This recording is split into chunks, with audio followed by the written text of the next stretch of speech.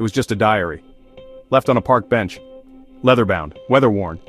At first glance, it looked forgotten. Ordinary. Until someone opened it. And what they found would reopen a cold case the town thought was buried forever. August 22nd, 2022, Lincoln Grove, Oregon. Population 6,400, a quiet town, a safe town. Until that day, when the diary surfaced. It was 7:13 a.m. Retired librarian Joan Wexler found it. On her usual walk through Glenhaven Park. She picked it up, she meant to turn it in. But curiosity won. Inside, a girl's handwriting. Clean, delicate. But the words, anything but. It started with lines about school, friends, and then suddenly she writes, "He still watches me from across the street, every night, same time. I told Mom. She doesn't believe me." The diary belonged to 17-year-old Lily Denning, reported missing on October 4th, 2019, 3 years earlier. Last seen walking home from volleyball practice, she never made it. Her case, unsolved, until now. Authorities confirmed the handwriting, matched samples from Lily's journals at home, and then, they reached entry number 42, dated September 18th, just 2 weeks before she vanished. "There's something wrong with Mr. C. I saw him near the bleachers again. He smiled, but it wasn't right. He knows I saw him at the park. That night, with the red rope. I think he followed me home." Police said, "We had never seen that name in our original investigation. No teacher, no coach, no registered sex offender with an initial C. But there was a Mr. C. Charles Linwood, 51, part-time groundskeeper at Glenhaven Park. Employed through a subcontractor, never background checked, never questioned. He quit 2 days after Lily vanished. Officers tracked him to a cabin in Wheeler County. He denied knowing Lily, denied ever seeing her. But in his shed, they found something strange. A backpack. Moldy, torn. Inside, a volleyball knee pad. With Lily's initials. He said he found it years ago and kept it in case someone came looking, but he never called it in, he never turned it in, and the location, 50 miles from where she disappeared, made no sense. There was no DNA, no blood, no confession, no charges. The diary was the only link. Then came the twist. Entry number 44, the last one. No date, just a line and a name. "If anything happens to me, it's him. Charles Linwood is not who he says he is." Detectives reopened the case. They subpoenaed Linwood's employment records. And they found a gap. From 2008 to 2012, he worked in Laramie, Wyoming, as a school janitor at a middle school. In 2010, a girl named May Rivera, 12 years old, vanished after gym class. Her body never found. The case, still cold. That's when the dots started connecting. Same pattern, quiet job, young girl, Parker school, then gone. But again, no hard evidence. No warrant. No arrest. Charles Linwood moved, vanished from public records 6 months later. And Lily's case? Still open, still waiting. The diary was real. The fear in her words, undeniable. The clues, compelling. But in the end, no charges. No justice. Just ink on a page. And the name of a man who may have walked away. Twice. This is Vanished Whispers True Crime. And this was the story of Lily Denning, the girl whose diary told the truth when no one else could. Subscribe for more true crime mysteries that leave us questioning everything. I walk that path every morning, always have, but that day, I noticed the diary. It was just sitting there like someone wanted it found. The cover was damp, the pages stuck together. I almost left it, but something told me, pick it up. I wish I hadn't read it, but once I started I couldn't stop. The fear in those words, she was so scared. I called the police right away. I live across from the Dennings. The week Lily disappeared I saw this guy, maybe in his 50s, scruffy, ball cap, low over his eyes. He was parked across the street, just watching, every evening. I thought he was waiting for someone. The night before she went missing, he was there again, engine running. I wish I'd called someone, I wish I'd done more. Lily was quiet that day. She kept looking over her shoulder, even in the hallway. At practice, she told me someone was following her. I thought she was just being paranoid. She left early, said she had to get home. That was the last time I saw her. I think about it all the time. What if I'd walked with her? What if I'd believed her? 3 witnesses, 3 pieces of a puzzle, each one haunted by what they saw and what they missed. In the search for truth, sometimes the answers are whispered, but never heard in time. Exterior of a police station at dusk, cut to a cluttered evidence board, photos of Lily, the diary, a map dotted with pins. The camera lingers on a stark interrogation room. Metal table, 2 chairs, a flickering overhead light. Mr. Linwood, can you tell me again where you were on the night of June 17th? I told you I was at home, watching TV. No one can prove otherwise, but I didn't leave the house. Cut to a close-up of Officer Liu's notebook, flipping to the crime scene timeline. We have a witness who saw a vehicle matching yours parked across from the Dennings house several evenings last week. Can you explain that? I sometimes park there to make calls. It's quiet, that's all. I didn't even know Lily. Unit 4, we've got a 1024 on Rosemont Avenue. Possible connection to the Dennings case. Repeat, possible connection. Why does your name appear in Lily's diary? She wrote you were always watching. What does that mean, Charles? She was mistaken. I swear, I never followed her. Sometimes I saw her walking home, that's all. You understand how this looks. You were there. She was scared. And now she's gone. The camera zooms in on a tense silence. The only sound, the faint hum of the station, the relentless ticking of the clock. Every answer breeds more questions. In the fluorescent glare of the interrogation room, truth and lies blur. And the hunt for Lily's fate grows more desperate. Inside the sterile glow of the forensic lab, every detail is magnified, every secret teased out from the edges of silence. Gloved hands carefully turn the fragile pages of Lily's diary, searching for more than just words, searching for the truth hidden in the ink and the smudges. A technician dusts for fingerprints, the fine powder swirling under ultraviolet light. The diary, Lily's last testament, yields prints, but not just Lily's. 2 partials don't match anyone in the Dennings household, nor Mr. Linwood. Who else held these pages? And why? Cut to a forensic analyst examining a fragment of red rope, its fibers stark against a black velvet tray. This rope, she notes quietly, doesn't match anything found in the Dennings home or in Linwood's possession. Its origin is unknown, its purpose, unsettling. We see a shadowy figure on a security monitor, unidentified, blurred, lingering near the Dennings mailbox days before Lily vanished. We thought we understood the story, but the evidence is telling us something new, and something far more complicated. Close-ups, the ambiguous prints, the rope, the grainy footage. The camera pulls back to the evidence board, now more crowded than ever. For every answer, another question. Who else is woven into Lily's life and her disappearance? With each new clue, the shadows only deepen. The music swells, tension mounting as the investigation takes a darker turn, leaving everyone to wonder, is the real killer still out there watching? A week after the evidence room revelations, the story takes another chilling turn. Under the stark glow of a police desk lamp, an anonymous letter arrives, its envelope marked only with the words, "For the truth, look deeper." Gloved hands unfold the page, revealing jagged handwriting. The message inside is brief, but its meaning is unmistakable.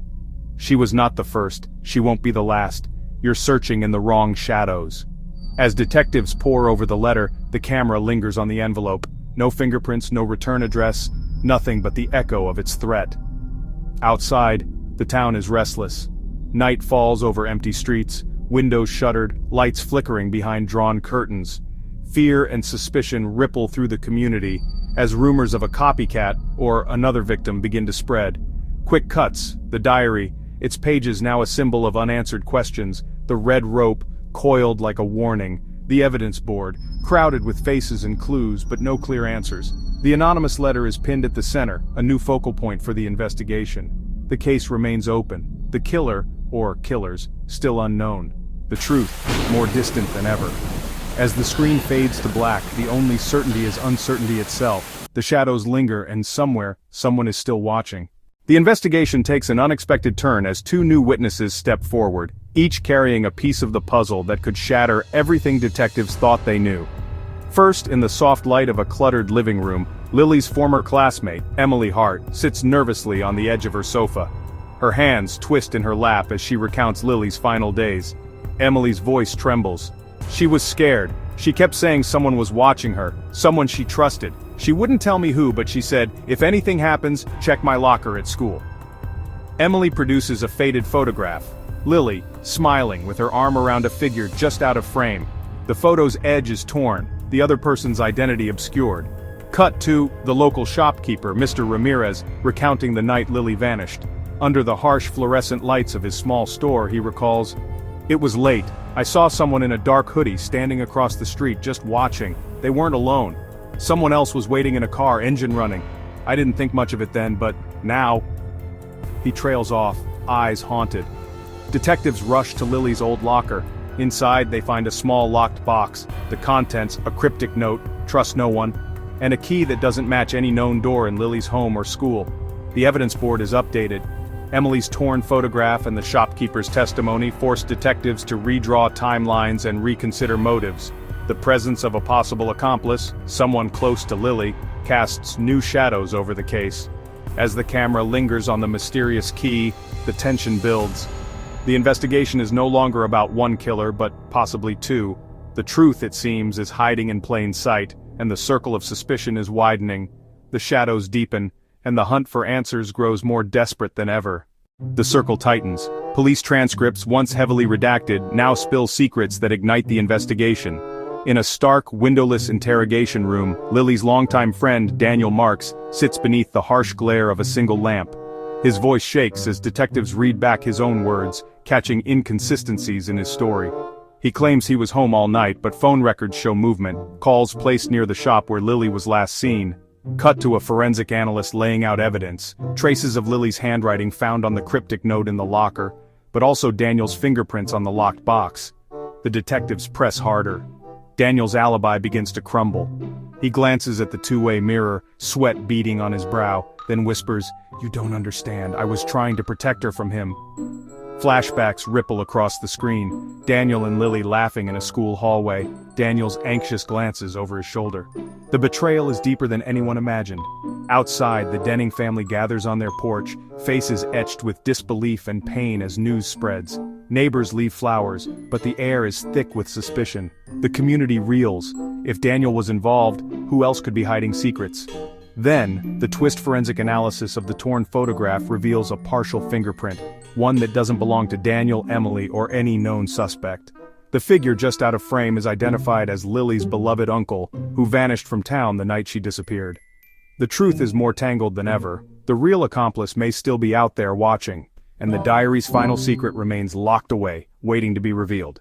The diary, long thought to be fully deciphered, yields one last secret, a faint line of invisible ink, revealed only under ultraviolet light.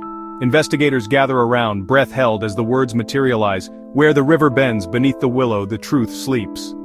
The camera glides through the night, following flashlight beams as they cut through the mist along the riverbank. At dawn, they find it, a weathered tin box buried beneath the tangled roots of the old willow tree.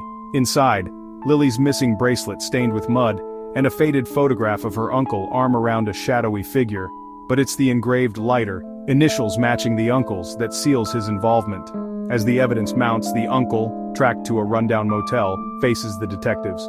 His voice trembles, haunted by guilt. He confesses, he tried to shield Lily from a dangerous truth, but his actions spiraled beyond control. Tears stream down his face as he reveals Daniel's innocence, and his own desperate attempts to cover up what happened that night. Cut to the Denning family, hearing the truth at last. Relief, heartbreak, and anger flood their faces. The community gathers, the weight of suspicion finally lifted. The camera lingers on Lily's diary, now closed, its secrets finally revealed. The case is over, but the scars and the lessons remain. As the morning sun glimmers on the river's surface, life in the town quietly stirs back to motion. Police tape is removed from the willow's roots and the evidence room's lights finally dim. The Denning family gathers at Lily's favorite spot by the water, clutching her restored bracelet, a symbol of truth reclaimed from the shadows. Daniel, now exonerated, stands with his mother, tears of relief and gratitude in their eyes. The camera pans across the faces of townspeople, once fractured by suspicion, now united in silent understanding. The uncle, escorted away, looks back one last time, regret etched deep, but justice finally served. At a small memorial, neighbors leave wildflowers and handwritten notes, a community gesture of remembrance and forgiveness. The diary, now displayed in the local library, is visited by children who read its story, a reminder that even the quietest voices can echo through time. As dusk settles, the voiceover lingers on the Denning family, their arms wrapped around each other, gazing at the river's gentle flow. The pain of loss is still there, but so is hope, a promise that healing, though slow, has truly begun.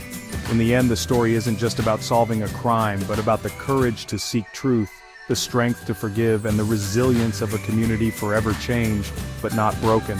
Fade out on the river, its waters moving onward, carrying both memories and the promise of new beginnings. Just when the town begins to heal and the Denning family dares to hope, a tremor disturbs the calm. In the quiet hours of the night, rookie detective Emily Park lingers in the now deserted evidence room, reviewing files for her own peace of mind. Her flashlight flickers across a sealed envelope wedged behind a cabinet, one that was never logged or mentioned in any report. With trembling hands she opens it, revealing a series of photographs and a coded message. The photos show familiar faces. One, unmistakably, is a senior officer who led the case from the start. The coded note references altered timelines and suppressed witness statements, pointing to a conspiracy that reaches far deeper than anyone suspected. Emily's heart races as she realizes the implications. Was the case truly solved, or has the real story been buried beneath layers of deception? The rookie detective faces a gut-wrenching choice: risk everything to expose the truth or remain silent and protect those she once trusted.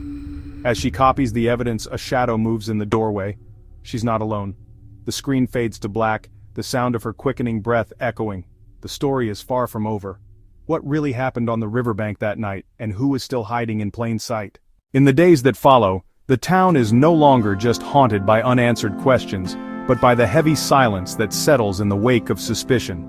The Denning family, once united in hope, now sits in their living room, each member lost in their own thoughts, the weight of betrayal pressing between them. Mrs. Denning clutches her late daughter's scarf, her tears silent. Across the hall, Mr. Denning paces, replaying every conversation, every memory, wondering who among them could have known more. At the same time, the family of the accused is torn apart by whispered arguments and shattered trust. Old friends avoid eye contact in grocery store aisles, and neighbors exchange wary glances.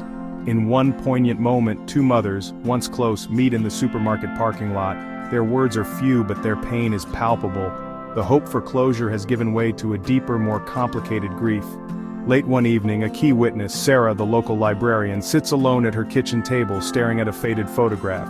Her hands tremble as she dials the detective's number.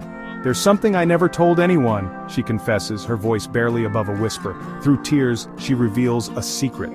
On the night of the murder, she saw the senior officer at the riverbank, arguing with someone in the shadows. Afraid for her safety, she buried the memory, until now. Her revelation sends shockwaves through the investigation, forcing everyone to confront not only the lies told but the truths withheld out of fear. As families gather in their homes, the sense of community fractures further, trust eroded by secrets and suspicion. Yet, in these private moments of grief and confession, a glimmer of hope emerges. The truth, no matter how painful, can finally come to light. The camera lingers on the faces of those left behind, mothers, fathers, friends, each changed forever. The story is no longer just about justice, but about healing, forgiveness, and the courage to face what lies beneath. As the dust settles in the quiet town, the investigation takes a dramatic turn. Detectives, armed with Sarah's revelation, uncover a cryptic bank transfer linked to the night of the murder, originating from an account in Prague, thousands of miles away. Driven by the promise of answers, Detective Lane and her partner board a midnight flight, leaving behind the fractured community and stepping into the unknown. In the rain-soaked streets of the Czech capital, they meet Agent Novak, an Interpol investigator with a reputation for chasing shadows. Together, they trace the money to an unassuming art gallery, where they discover a hidden room filled with forged documents, coded messages, and photographs of the victim, alongside images of others whose fates remain unknown. The detectives realize they are on the trail of a wider network, one that deals in secrets, blackmail, and silent threats. The stakes skyrocket when they encounter a mysterious figure known only as the Broker, whose chilling words hint at a conspiracy stretching far beyond their small town. Just as hope flickers, a shocking twist. A familiar face from home appears on surveillance footage meeting with the Broker weeks before the murder. The revelation hits like a tidal wave. Someone close to the case may have orchestrated the tragedy from the shadows. As the detectives race to connect the dots, the camera pans over the city's neon-lit skyline, the world suddenly feeling much larger and far more dangerous. The story, once rooted in grief and suspicion, now spirals into an international web of deceit, with the truth more elusive than ever. Under the cold, flickering lights of an abandoned Prague warehouse, the final confrontation begins. Detective Lane, Agent Novak, and the once trusted face from home stand encircled by shadows, each person's secrets laid bare. The broker's voice, calm yet menacing, echoes through the cavernous space, weaving the threads of blackmail, betrayal, and ambition into a chilling confession. Lane's eyes brim with disbelief as the familiar figure confesses, driven not by hatred, but by desperation, ensnared by debts and threats that spiraled out of control. The truth lands heavy. The murder was not a crime of passion, but a calculated move in a much larger game. The victim, it's revealed, had stumbled too close to exposing the network's darkest dealings. As Interpol agents storm in, the broker slips away into the night, their silhouette swallowed by rain and neon. The conspirator from home is led away in handcuffs, their gaze hollow, remorseful, yet resigned. Lane stands alone, rain trickling down shattered glass, grappling with the cost of truth. But as the dust settles, questions linger, files go missing, witnesses disappear, and the broker's final message plays on a loop. Some secrets were never meant to be found. The camera lingers on Lane's haunted face, framed against the city's endless lights. Justice is served, but the scars remain. In the silence, the viewer is left to wonder, how deep do the shadows truly go? The story closes not with resolution, but with a sense of unease, a reminder that every answer births new mysteries, and that the echoes of betrayal may never truly fade.